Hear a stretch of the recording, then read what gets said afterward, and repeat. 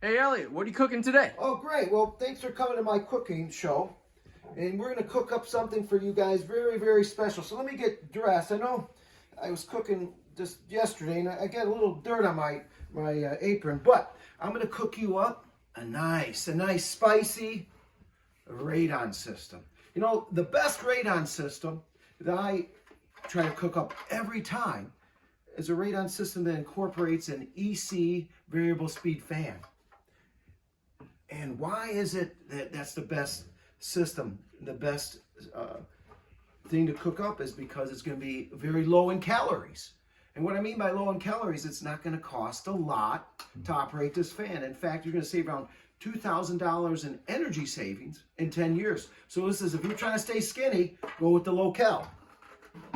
Now, if you're trying to optimize this radon system, which every system should be that has multiple suction points, you want to have your gate valve. You want to dice and slice your radon system so you can adjust the suction point.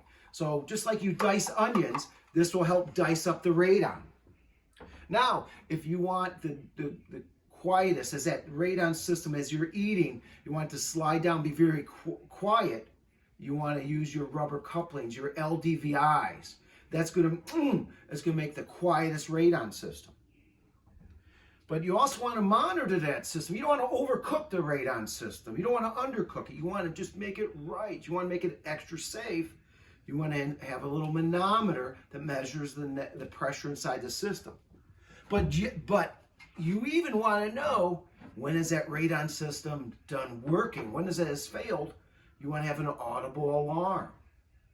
Even better, you want to make sure you have a little radon monitor that measures that the system's working and that it's always keeping it safe so you can have a good cooked meal at any time of the day, any year. So thanks for coming into my cooking show. I really appreciate it. I hope you enjoyed the best radon system every day. Wow, sounds delicious.